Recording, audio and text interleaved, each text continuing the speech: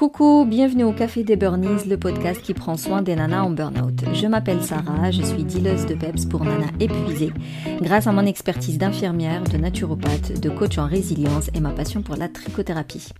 Ma mission est de t'aider à déculpabiliser, à sortir de ton isolement, à retrouver ta confiance en toi et reprendre goût à la vie. Alors chaque semaine, que ce soit en solo ou avec une nana inspirante, on parlera dévalorisation, échec, harcèlement, mal-être, mais aussi résilience, espoir, épanouissement, reconversion et bien sûr, trichothérapie. Mais sinon, pour retrouver ton peps, ta motivation et vivre enfin pleinement ta vie, réserve ta séance offerte avec moi. On prendra le temps de faire le point sur ta situation et voir ensemble quel est le plan d'action le plus adapté pour toi, celui qui répond à tes besoins et à tes envies pour remonter la pente, en fait, reprendre ta vie en main une fois pour toutes et éviter toutes les rechutes. Tu trouveras le lien dans le descriptif de l'épisode. Maintenant, détends les épaules, cohérence cardiaque et profite pleinement de cet épisode.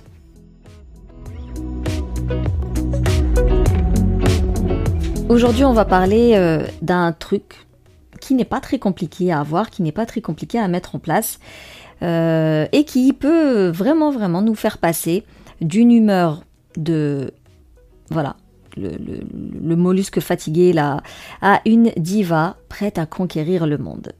Et ça peut se faire en une seule chanson, en un seul rythme, en un seul refrain même des fois. Des fois, t'es vraiment pas bien, il y a une chanson que tu connais, il y a un refrain que tu vas entendre. Étant donné qu'il te rappelle un souvenir, un moment, une situation, une personne, rien qu'un refrain, il peut vraiment te mettre de bonne humeur, alors qu'il y a 2 secondes, t'étais là prête à tuer la personne que t'avais en face de toi. Donc, je suis vraiment sérieuse.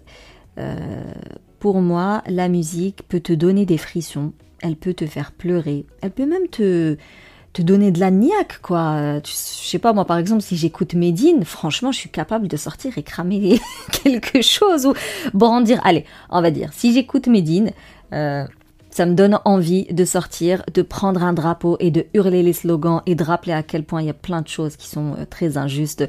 Donc voilà, il y a des chansons qui peuvent autant te faire pleurer parce qu'elles vont te rappeler des sentiments que tu as ressentis il y a pas longtemps, que ce soit amoureux ou même la perte de quelqu'un. Ça peut être des chansons qui vont te mettre en joie parce que ça va te rappeler des bons souvenirs, allez, l'époque du collège, l'époque des vacances, et tu vas sourire rien qu'à écouter la chanson.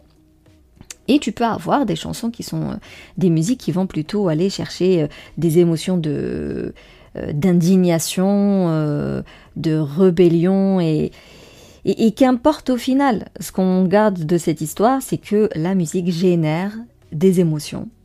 Et on peut du coup aller chercher la musique qui nous donne l'émotion dont nous avons besoin ou celle qu'on a envie de ressentir, parce que le burn-out, malheureusement, il crée cette sensation de vide.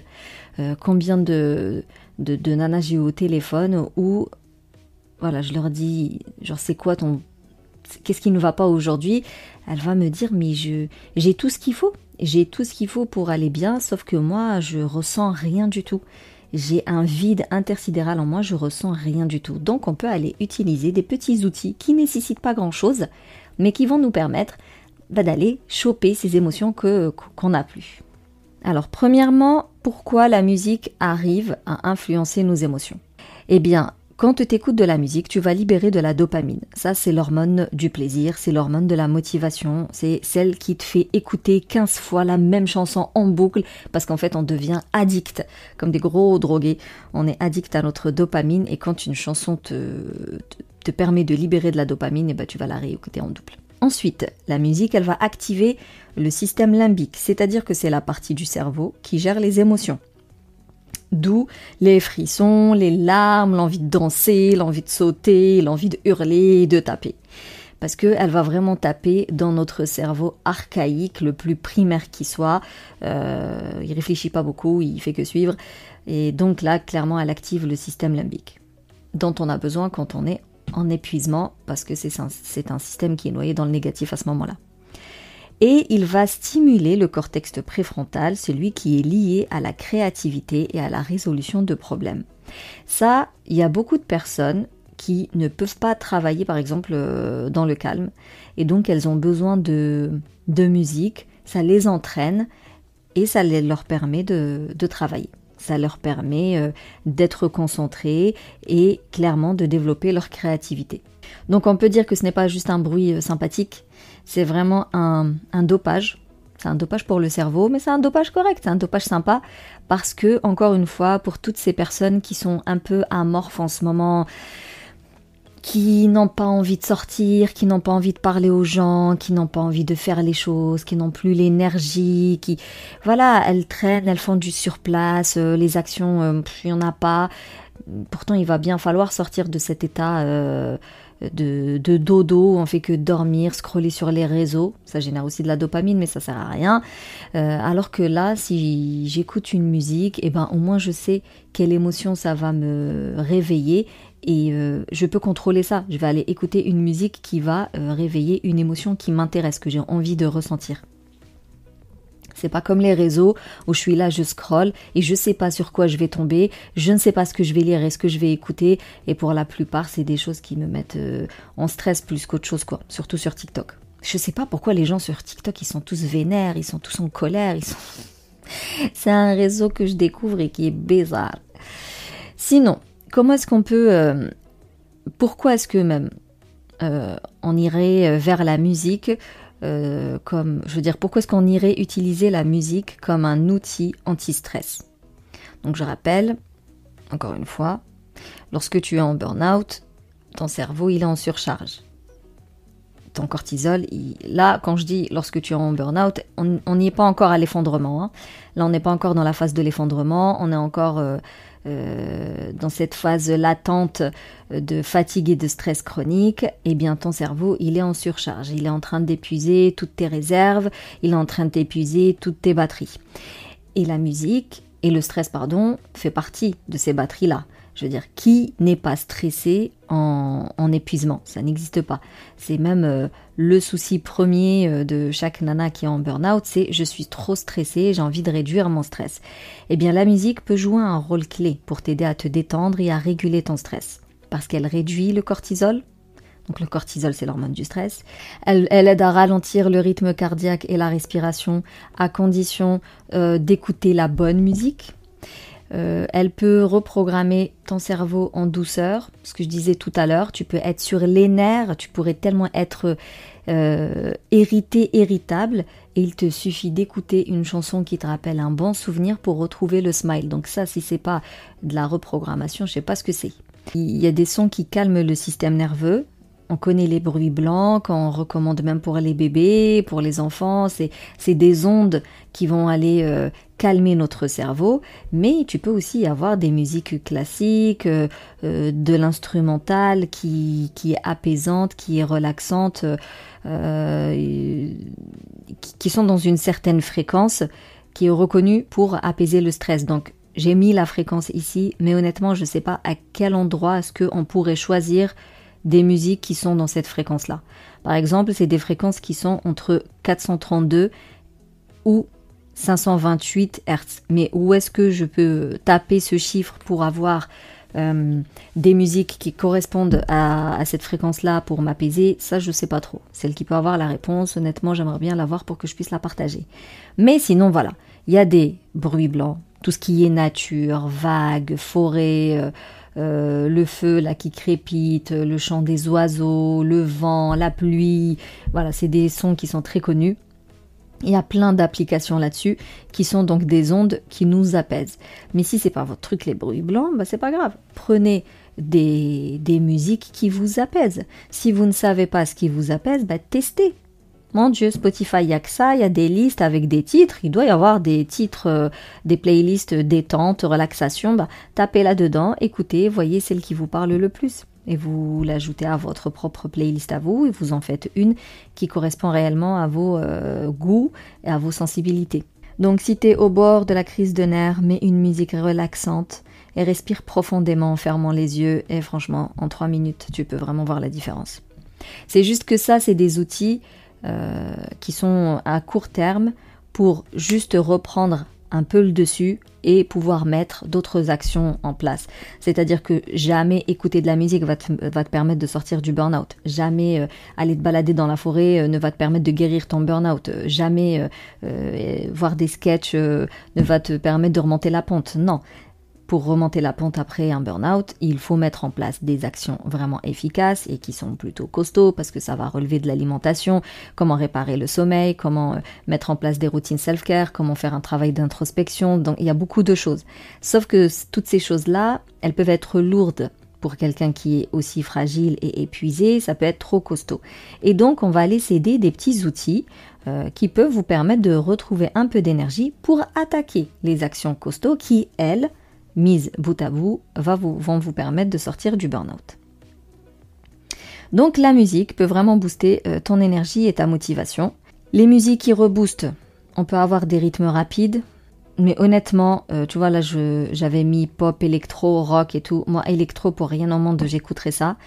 Donc pour les musiques qui reboostent, on peut choisir des rythmes rapides, mais je conseille de choisir des rythmes qu'on apprécie, des rythmes qu'on aime bien, des rythmes qui nous parlent, des rythmes qui nous rappellent des choses, des rythmes qui sont liés aux souvenirs. C'est trop efficace. Vraiment des musiques, d'ailleurs c'est au-delà du rythme, c'est des chansons, c'est des paroles qui sont liées à des souvenirs heureux, bien évidemment. C'est efficace, mais de dingue. On peut écouter une musique relaxante qui va m'apaiser et le fait d'être apaisé, ça va me donner envie de mettre quelque chose en place. Comme je peux écouter une musique qui me fait bouger parce que je manque de mouvement depuis que je suis en arrêt maladie, quelque chose comme ça, et donc j'ai pas la force d'aller à la salle de sport, j'ai pas la force et j'ai pas l'envie de faire du sport, et bien au lieu de faire du sport, je vais aller danser sur quelque chose de très rythmé, ça me fera quand même bouger. Donc voilà, si j'ai un challenge pour toi, ça va être la prochaine fois que tu te sens fatigué, mets une chanson qui te met en joie et tu verras bien dans quelle énergie ça va te mettre, dans quelles conditions ça va te mettre. Moi personnellement, j'ai repris les instruments, c'est même plus j'écoute de la musique, j'ai repris le solfège, j'ai repris 2 instruments, je fais partie d'une chorale, du coup je chante, je joue de la musique et honnêtement c'est des temps pour moi, c'est des temps qui me permettent de me détendre, c'est des temps qui... c'est une routine self-care, c'est ma routine self-care que d'avoir ce temps-là et de vivre des ondes pendant au moins 1 heure et demie, vivre des émotions positives parce que qui dit instrument dit partage, qui dit solfège dit partage, qui dit chorale dit partage, donc je sors de chez moi, ça me fait sortir de chez moi, je me retrouve dans un endroit où il y a des gens, donc je maintiens et je nourris un lien social pour ne pas me sentir isolée parce que ça aussi c'est un gros problème chez les nanas qui sont en burn-in ou en burn-out, c'est de se replier sur soi et donc elles s'isolent, elles se retrouvent toutes seules, sans activité, sans loisirs, sans hobby, sans sortie, vraiment rien du tout. Travail, maison, pleurs, cogitation, rumination, retravail, maison et ainsi de suite. Donc vraiment, personnellement, j'ai repris des années après, j'ai repris les instruments, j'ai repris le solfège, j'ai repris la chorale pour avoir des temps sociaux, des temps où je vois des gens, je sors de chez moi, rire, partager, revenir rentrer chez moi, je suis pleine d'ondes positives, je suis de bonne humeur, je suis énergique et c'est un bien formidable pour mes enfants parce qu'ils ont une maman qui est de bonne humeur, voilà, et qui est prête du coup à jouer aux cartes, à faire un Monopoly ou je sais pas quoi, et à écouter, à bavarder parce que j'ai eu mon temps pour moi. Donc la musique comme thérapie émotionnelle,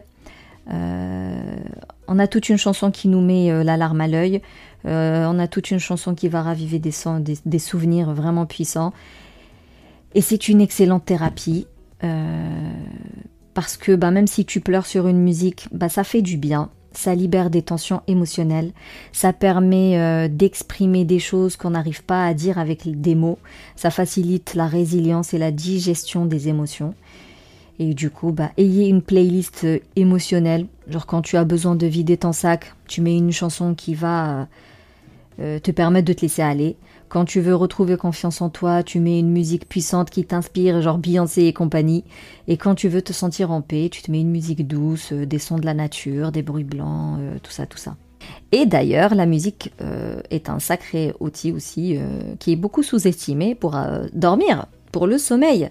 Si tu as du mal à dormir, et dans ton cas, on va pas se mentir, le sommeil il est tout sauf réparateur, il est tout sauf stable, il est tout sauf bon, eh bien la musique elle peut être un remède naturel. Tu peux mettre des musiques douces et lentes avant de dormir, tu peux mettre les fameux bruits blancs, tu peux, alors ça avec des pincettes, mais je sais qu'il y a des personnes qui sont sensibles à la ASMR. Moi personnellement si j'écoute du ASMR, je pourrais tuer la personne. Je peux pas. Ah mon Dieu, les bruitages de bois, c'est un truc qui met en mode système de défense où je pourrais tuer la personne si elle était devant moi. Mais il y a des gens qui arrivent à se calmer avec ces drôles de bruits. Donc de la ASMR pour celles qui sont sensibles. Mais bien évidemment, avant de dormir, on évite toutes les musiques stimulantes. D'ailleurs, un autre challenge du coup, et celui-ci est pour ce soir, pas forcément pour cette semaine, mais genre ce soir, avant de dormir, tu pourrais écouter une musique apaisante et voir est-ce que ça t'a calmé, est-ce que ça t'a permis de cogiter moins, est-ce que ça t'a permis de réfléchir à autre chose, parce que c'est ça aussi le souci de l'endormissement, c'est que ça tourne, mais si j'occupe mon cerveau avec des fréquences qui l'apaisent, avec un son qui l'apaise, bah peut-être que je cogiterai beaucoup moins et donc je m'endormirai plus vite. Donc à voir. Ensuite, moi perso, je dors avec des écouteurs. Je sais pas dormir sans bruit. Je sais pas comment ils font les autres, où ils ont besoin de silence et tout. Moi, plus il y a de silence et plus je vais cogiter, plus je vais refaire le monde dans ma tête. Donc j'ai besoin de l'occuper avec quelque chose qu'il connaît déjà. Pas de la musique, mais plutôt ça va être une série que je connais, que j'ai vue, revue, que je connais par cœur, mais c'est juste le fait d'entendre des gens parler, ça va me permettre de m'endormir beaucoup plus vite que si je devais m'endormir dans le calme, quoi. Ceci dit, vraiment si tu veux retrouver ton énergie et ton bien-être, même si la musique elle peut être ce petit truc qui va te permettre de sortir du lit et d'attaquer des choses plus concrètes, t'as quand même besoin d'être accompagné et t'as quand même besoin d'avoir un plan qui est adapté à toi. Donc c'est pas les conseils généraux qu'on peut trouver sur internet, c'est pas les conseils aussi généreux puissent-ils être qu'on peut trouver sur les podcasts. Ça reste des conseils standards et un peu pour tout le monde. Le truc c'est que le burn-out il est propre à chacune. Il a des causes différentes, il a été alimenté différemment, il a duré différemment et donc il a des solutions finalement qui sont différentes. Et le coach il est là pour poser des questions et voir laquelle des actions est la plus urgente, celle qui doit être mise en avant, par quoi on doit attaquer en premier, c'est toute la différence finalement. Donc vraiment réserve ton appel offert avec moi, on prendra le temps de faire le point sur ta situation et on verra ensemble. Quel est le programme le plus adapté? Est-ce que tu as besoin de coaching ou non? Est-ce qu'une formation suffit ou pas?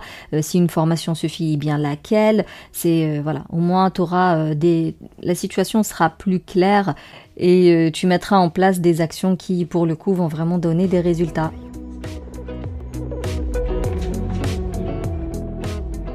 En tout cas, merci plus pour ton écoute. Si tu veux soutenir le Café des Burnies, tu peux me laisser un avis, me laisser 5 étoiles sur la plateforme de Apple Podcast. Tu peux partager le podcast autour de toi. On ne sait jamais le bien qu'il peut faire à celui qui va l'écouter.